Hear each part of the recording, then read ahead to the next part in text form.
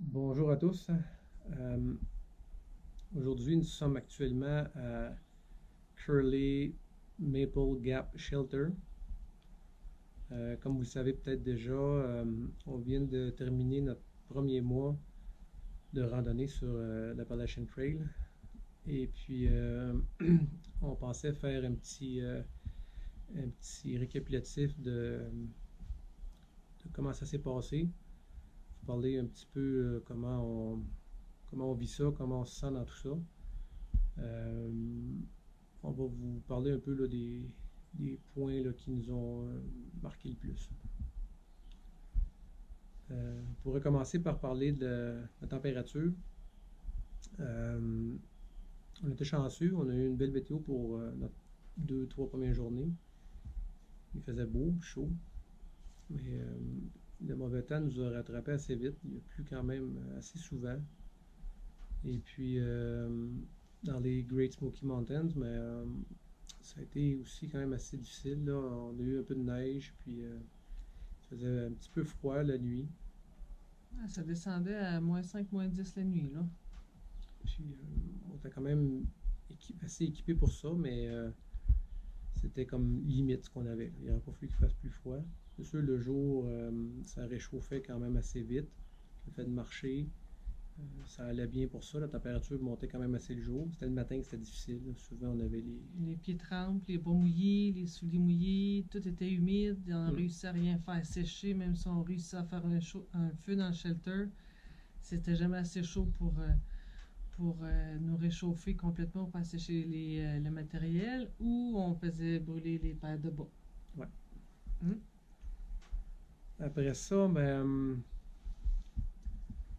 quand on a commencé la randonnée à Micalola Falls State Park, le sentier d'approche de l'Appalachian Trail, ben, ce bout de cette section-là de randonnée, ben, en fait, officiellement, ne compte pas dans l'Appalachian Trail. C'est comme un 8000 qui est pour se rendre à l'Appalachian Trail.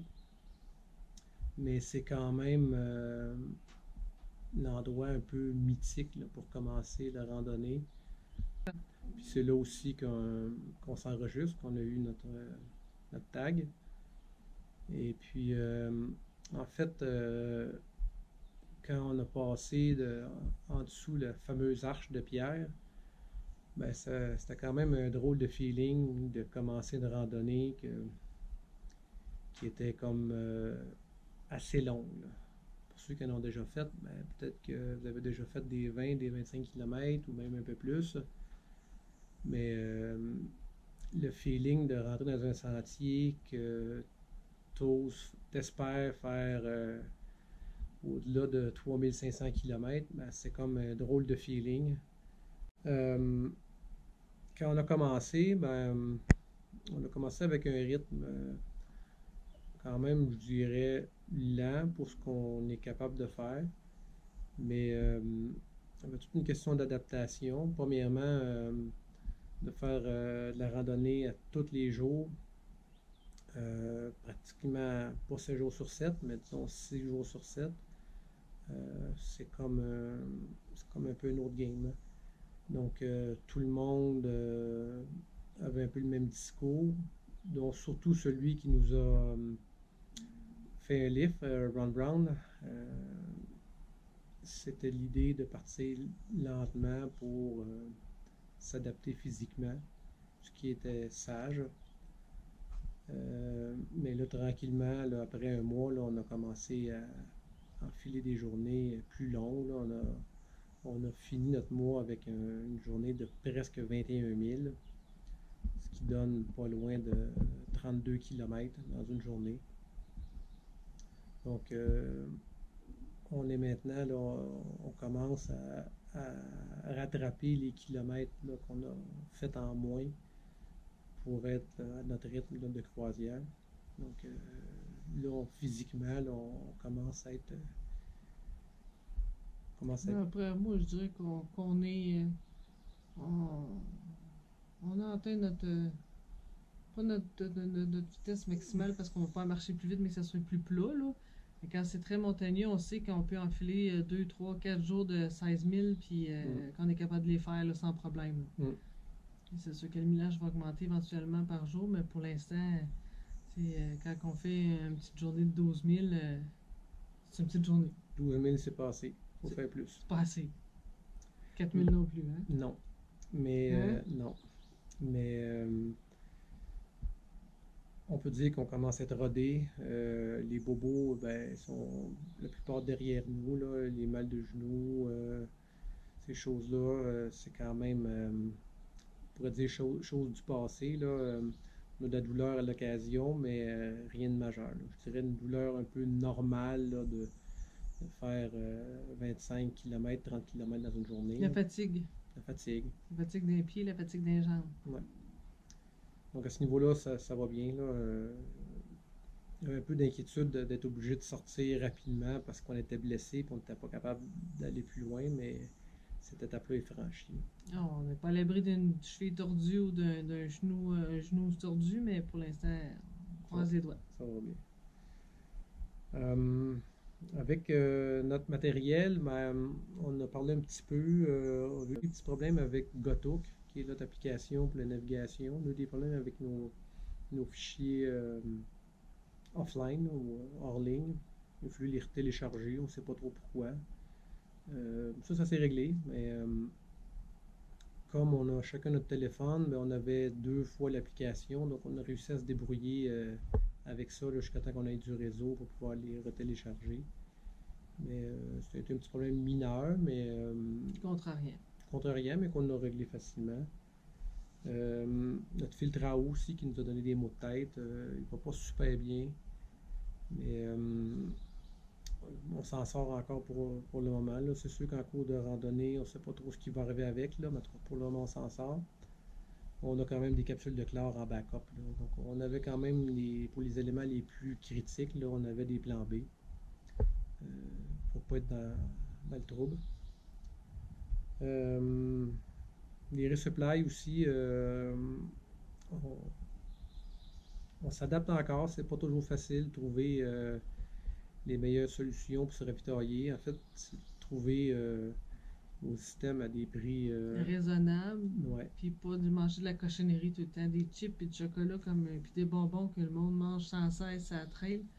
C'est être capable d'avoir des bonnes calories à un prix raisonnable, là, sans être obligé de faire 25 000 détours là, dehors de la trail pour aller les chercher. c'est ça. Parce que généralement, quand il y a des auberges sur la trail, ben, les systèmes qu'ils ont à vendre sont C'est limité et très cher. c'est cher, c'est ça. Donc là, on a essayé à quelques reprises de faire des achats en ligne. Il y a des petites difficultés, mais on réussit à s'en sortir. Mais un des problèmes, c'est que souvent, il faut acheter en grosse quantité. Fait que ça, c'est une autre partie de problème, là, mais on y arrive quand même. On a fait aussi toutes sortes de rencontres au fil des jours.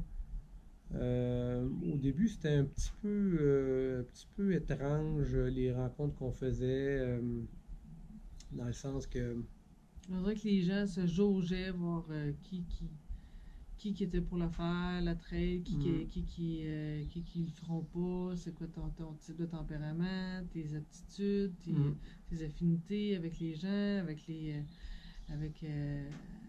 tout le monde. Fait qu'on dirait que c'était plus impersonnel, c'était plus des questions. Ah, tu viens d'où?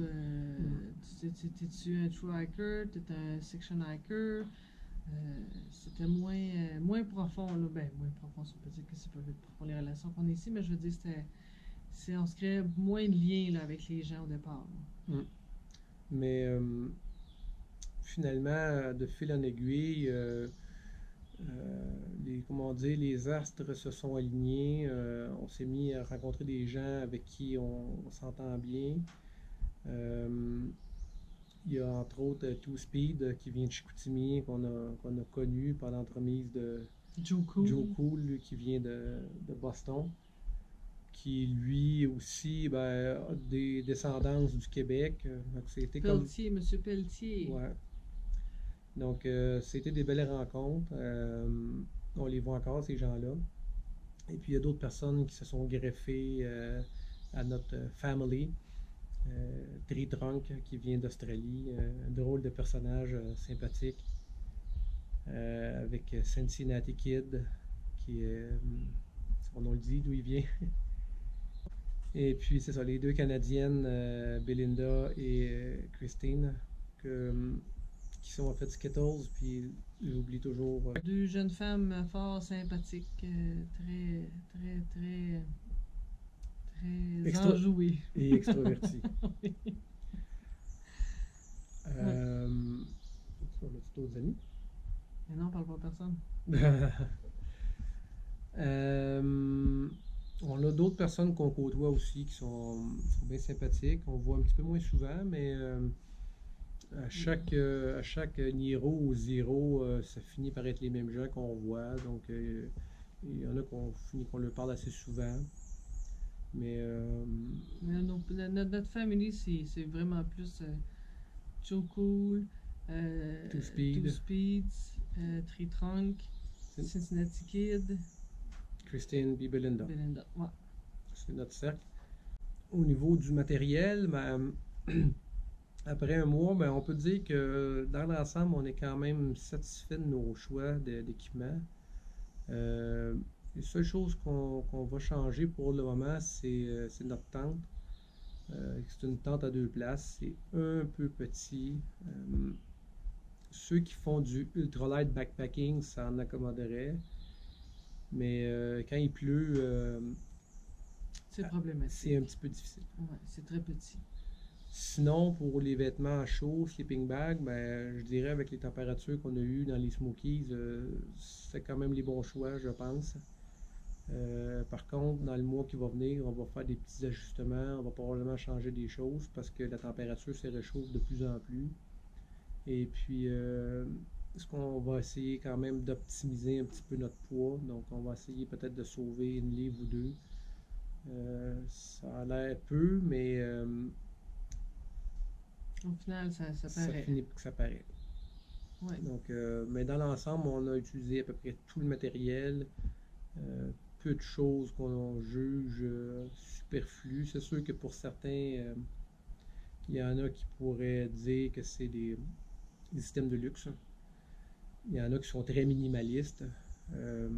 Nous, c'est pas notre philosophie, mais quand même. Faut pas être trop lourd non plus. C'est ça, c'est de trouver le juste milieu entre le confort et disons l'énergie à déployer pour traîner notre confort. C'est ça. Il y a aussi ce qui est un peu particulier, quelque chose qu'on n'avait jamais vécu, qui n'est pas toujours facile. C'est de passer à peu près une semaine avec le même linge sur le dos, sans se laver, ou se laver, comme on minimalement. Dit, à mitaine, comme on dit, avec soit un petit peu d'eau chaude ou un peu d'eau froide. Pas besoin de vous dire que c'est pas très long qu'on se sent pas bon. Oui, mais à Londres, on se sent pas vraiment. Non. Mais c'est quand même un particulier. C'est particulier. Faut s'y faire. Faut s'y faire. Fait que l'hygiène, en fait, on en a parce qu'il faut se laver les mains, il faut se laver les dents, mais tout ça, mais c'est de se laver, c'est quelque chose qui est... C'est un luxe qu'on apprécie quand on le rencontre maintenant. Oui. Fait que c'est pour ceux qui veulent faire de la longue randonnée, c'est quelque chose à considérer. Si vous n'êtes pas prêt à rester crotté une couple de jours. C'est ça, faites-en pas. Fait que ça conclut notre expérience de notre premier mois. Là, actuellement, on a déjà quelques jours entamés dans notre deuxième mois. On va avoir d'autres expériences particulières à vous raconter. On a encore plein de surprises devant nous, on ne sait pas ce qui va arriver. Là, ce qu'on sait, c'est qu'on s'en va à Damascus. On va y être dans à peu près 8 à 9 jours. Là, on a eu un petit contretemps. Là, on va prendre un bon zéro dans un bon hôtel. À Damascus, oui. Pas dans une auberge de randonneur, là, vraiment. Ouais, parce qu'il y a ça qu'on n'a pas parlé, mais quand on veut avoir des des services pour pas cher. Ouais, faut arrêter dans les auberges, où est-ce que la plupart des randonneurs arrêtent parce que c'est pas trop cher, mais on vit en commune. Oui. C'est un autre genre de mode de vie qu'on n'était pas trop habitué, où il y a du monde partout. Il y en a malheureusement qui se laissent traîner.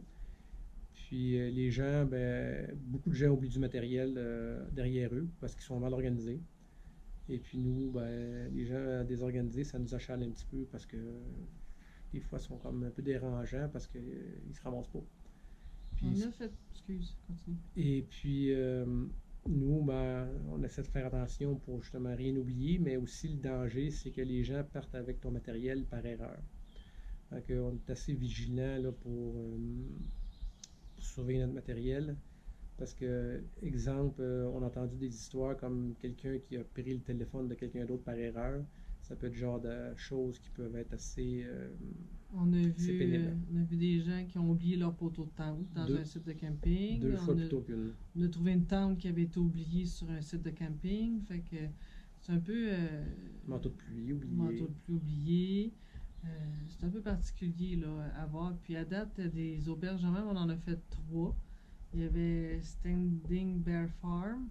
Après ça, il y a eu Laughing Art Lodge à Hot Spring. Puis là, on vient de partir de Uncle Johnny, qui était à Irwin. C'était trois endroits que c'est vraiment pas cher pour rester. Mais c'est plein de monde. Là. C'est, je dirais, l'équivalent d'une 50aine de randonneurs dans un espace prévu pour une trentaine. Là. Fait que c'est surpeuplé. Là. Bref, donc on va se reparler après notre 2e mois. On espère qu'on va réussir à se rendre là. On va avoir probablement toutes sortes d'autres histoires à raconter. Pour le moment, ben, on apprécie notre expérience. C'est vraiment quelque chose de particulier, d'unique. Faut l'essayer pour voir. Faut le vivre. Faut le vivre pour comprendre. Même si on essaierait de vous l'expliquer du mieux qu'on peut, je pense que c'est toujours un peu loin de la réalité. Ça sera jamais aussi fidèle à ce qu'on vit. Donc, ben, à la prochaine. Puis, bye bye. On vous invite à aller sur onthetrail.com pour avoir nos nouvelles. Et puis, ben, on a maintenant chacun notre nom de trail. Caroline qui est Sweet. Puis maintenant, depuis aujourd'hui, je suis The Beast. Bye.